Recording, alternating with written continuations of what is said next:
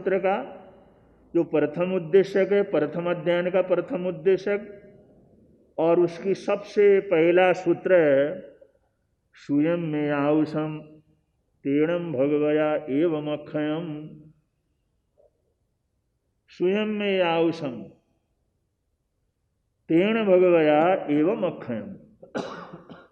जब जम्मू ने पूछा, उन्होंने कहा सबसे पहले उन्होंने क्या ज्ञान दिया, क्या प्रतिबोध दिया, क्या प्रसाद उन्होंने बांटा, तो उस समय बड़े प्रेम से, बड़े वात्सल्य से, बड़ी सद्भावना से, वो वात्सल्य की वर्षा करते हुए सुधर्मा स्वामी कहते हैं, हे आयुष्मान जम्मू। तो इतने प्यार से संबोधित करते हैं, इतने स्नेह से संबोधित करते हैं, इतने सद्भावनाओं के साथ संबोधित करते हैं। तो ये संबोधन सबसे पहला जम्मू के लिए सुधर्मा स्वामी ने क्या किया, प्रयोग किया, हे आयुष्मान जम्मू।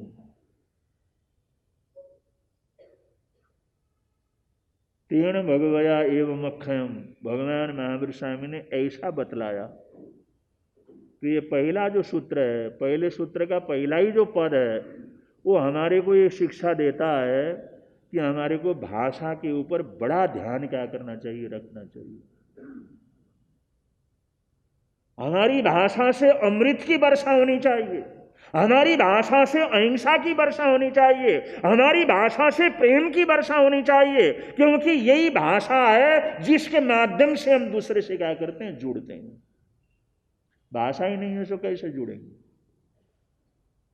तो बड़ी पुण्यमानी से, अपार पुण्यमानी से ये भाषा वर्गना हमारे को क्या करती है, मिलती, इसकी योग्यता मिलती है। भाषा बोल सके ऐसी ताकत मिलती है, और ऐसी जीवन की उपलब्धि है, ऐसे जीवन की उपलब्धि है, उसका प्रयोग भी उतनी ऊंचाई से हमारे को क्या करना चाहिए, करना चाहिए। तो ज्ञानी जो अपने अबोध शिष्य को इतने आदर के साथ पूछते हैं, इतने आदर के साथ संबोधित करते हैं, इतने प्रेम के साथ संबोधित करते हैं, हे आयुष्मान जम्मू। ये सूत्र हमारे को बताता है, चाहे छोटे से छोटा बच्चा क्यों न हो, उसको भी आदर और सत्कार से हम क्या करें, बोले। लोग तो क्या करते हैं, तू तड़ाक से ही क्या करते हैं, बोलते हैं। छोटे को क्या आप कहना,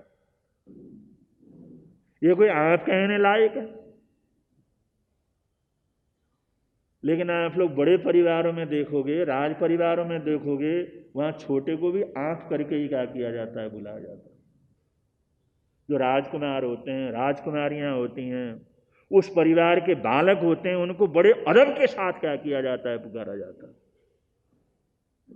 वो लोग जी करके बोलते हैं, सम्मान पूर्वक बोलते हैं, आदर पूर्वक कर बोलते हैं। ये हमारी सूत्र की परंपरा है, ये भगवान महावीर स्वामी ने बतलाया है, ये उन्हें आचार्य भगवंतों ने बतलाया है, क्योंकि उन्होंने जो कहा उससे भी तो हमने शिक्षा लेनी है, जो उन्होंने जिया उससे भी शिक्षा लेनी है, जो उन्होंने बतलाया उससे भी शिक्षा लेनी है, उन्होंने जो व्यवहार किया उससे भी तो हमारे को क्या करनी है, शिक्षा लेनी है। क्योंकि वो जानते हैं हमारी बातों से इतना बड़ा प्रभाव नहीं पड़ता जितना हमारे व्यवहार से दूसरे के ऊपर क्या करता है, प्रभाव पड़ता है। प्रभाव पड़ता है हमारे व्यवहार का।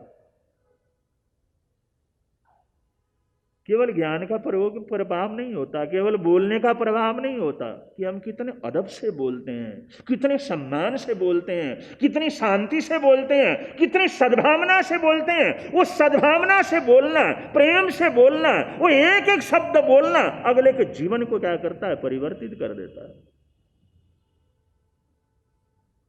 एक बार आचार्य सोहनलाल जी महाराज साहब, जो युग प्रधान आचार्य हुए, वो जिस समय अभी उन्होंने दीक्षा नहीं ली थी, अभी किशोरावस्था को ही उन्होंने पूरा किया था, नाना जी के गए। उनके नाना उनका बड़ा सम्मान करते थे, बड़ा अदब करते थे, बड़ा आदर करते थे। ये बच्चा ऐसा है, ये जन्म से ही औपात्य बुद्धि को क्या करने वाला, धारण करने वाला।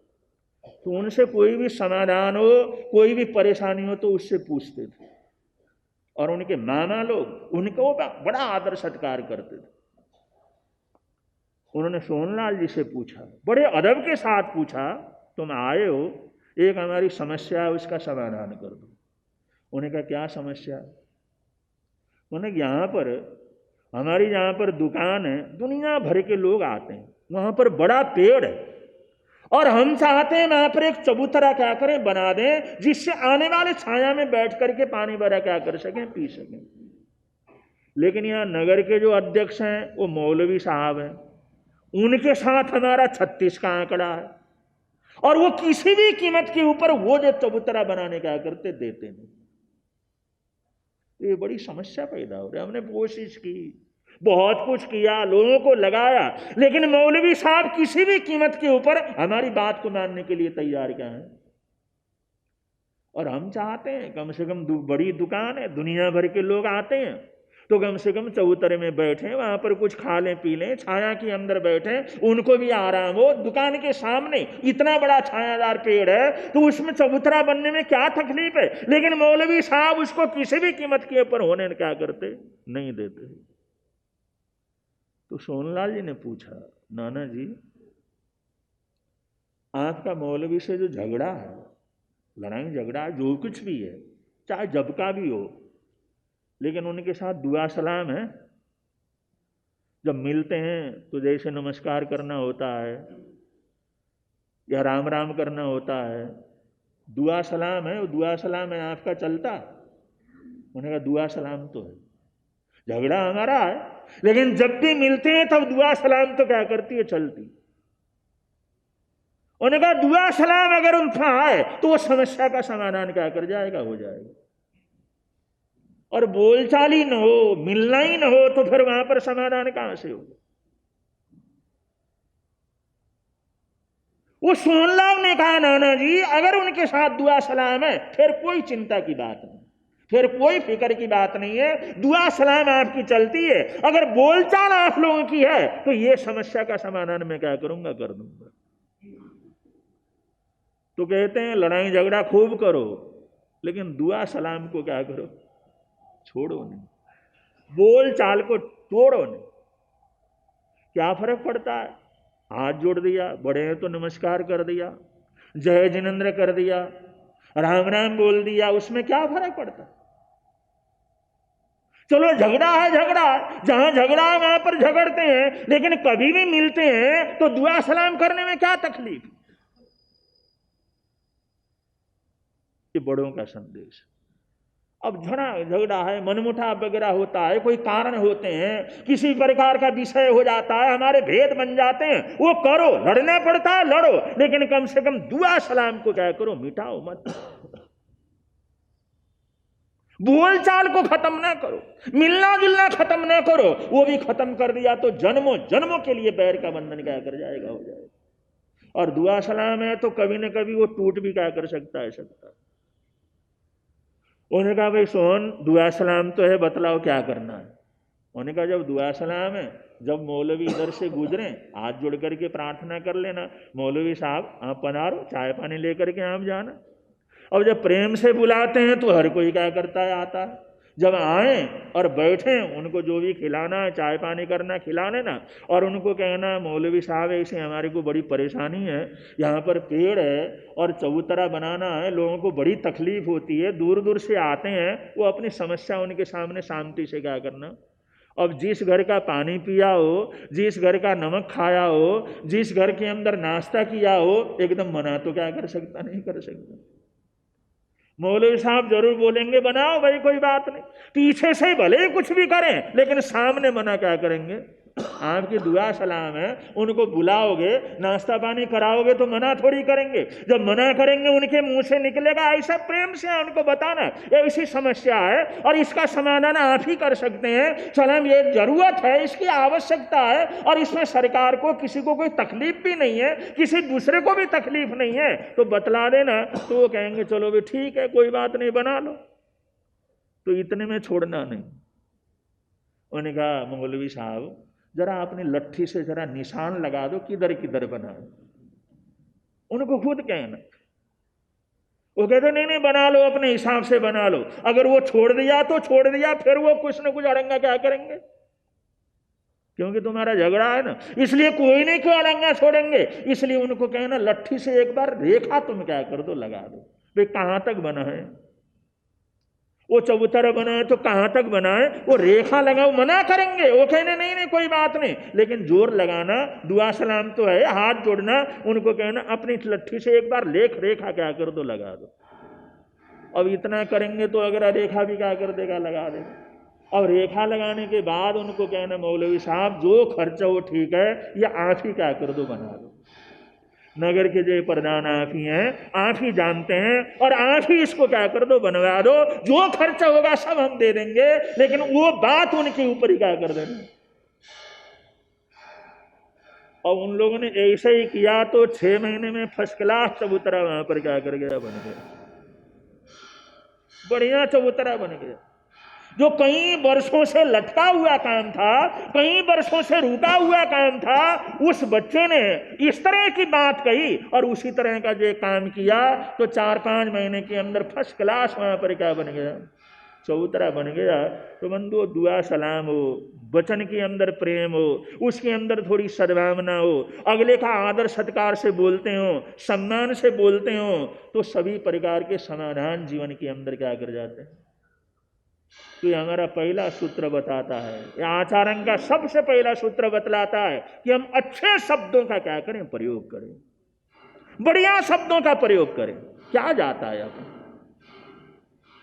उसमें क्या खर्चा आता, अगर सम्मान से किसी को बोलते हैं तो उसमें क्या कमी आ जाती, हमारा क्या नुकसान होता है उसमें।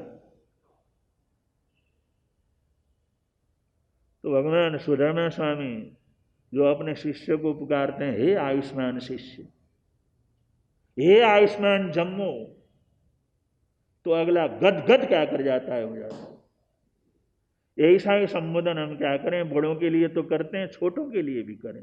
ऐसी आदत डालें, ऐसे भावना बनाएं, चाहे कोई भी हो, लेकिन हम बोलेंगे बड़े प्रेम से, बोलेंगे बड़ी सद्भावना से, बोलेंगे बड़े स्नेह से। ये वचन ही सबसे बड़ी ताकत है। इस वचन से दुनिया के सारे काम हम क्या कर सकते हैं, बना सकते हैं। अगर बनाने की हमारी कोई भावना रहेगी, कोई योग बनेगा, कोई चांस बनेगा, तो इंसान अपने शब्दों के माध्यम से, आदर भरे शब्दों से, ये वचन गुप्ति के माध्यम से, वचन की लब्धि के कारण हम बहुत कुछ जीवन के अंदर क्या कर सकते हैं। ये सबसे पहला सूत्र, सबसे पहले सूत्र का पहला पद ये हमारे को बतलाता है कि हमारे को भाषा विवेक क्या करना चाहिए, रखना चाहिए।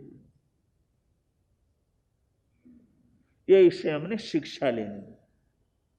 वो विवेचन तो चलेगा, लेकिन ये जो उन्होंने जिस तरह से प्रेम से बोला, जिस तरह से प्रेम से संबोधन दिया, ऐसा ही संबोधन देने का हमने प्रयत्न करना है। बंधु अगला बाघ क्या कर जाता है, हो जाता है। बहुत से सेठ लोग रहते हैं, जैसे फैक्ट्री के अंदर चले गए, कहीं चले गए, चौकीदार वगैरह हैं, मजदूर वगैरह हैं, काम करने वाले वगैरह हैं, जरा सी कोई बात हो गई, ताड़ तड़ाक करते क्या करते हैं, चलते हैं, गालियां देते चलते हैं, शर्म नहीं आती, ये क्या कर दिया, ये क्या कर दिया, बेवकूफ हो, पागल हो, ये है वो है। और वो तो बेचारे नौकर हैं, वो तो बेचारे उसके भरोसे रोटी खाते हैं। उनके लिए तो इतना ही बहुत है, बेटा इस काम को ऐसे कर दो ना साहब, देखो कितनी गंदगी पड़ी हुई है, अगला पानी पानी हो जाएगा। अब जहां पर प्रेम से हो सकता है वहां पर गुस्सा करने की जरूरत क्या है।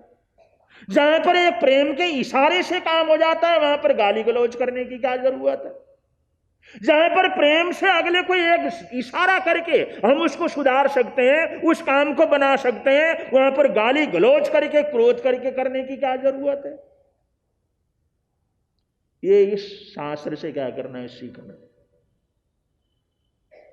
मालिक के लिए तो कहते हैं वो तो आदेश दे दें, वो आए और वो प्रेम से बोले, तो अगला तो तहरील से उस काम को क्या करता है, कर लेता है, और फिर प्रशंसा करता है, मेरे मालिक कितने अच्छे, कितने भले हैं।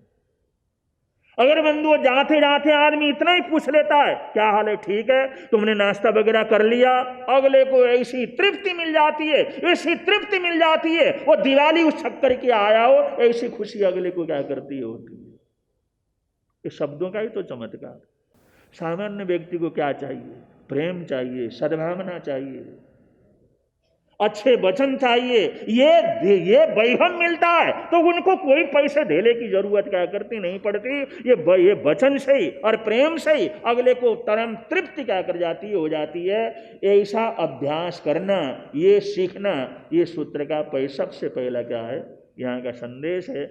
आगे जो संदेश चलेगा बतलाएंगे। आगे थोड़ा सा श्रेणी चरित्र को चलाते हैं। श्रोता सुन लो ध्यान लगा, श्रेणिक चरित सुनाते हैं, धर्म की महिमा गाते हैं। श्रोता सुन लो ध्यान लगाए, श्रेणिक। दक्षिण भारत के मध्य खंड में मगध देश विख्यात, राजगृह नगरी जिम सोए, स्वर्गपुरी साक्षात।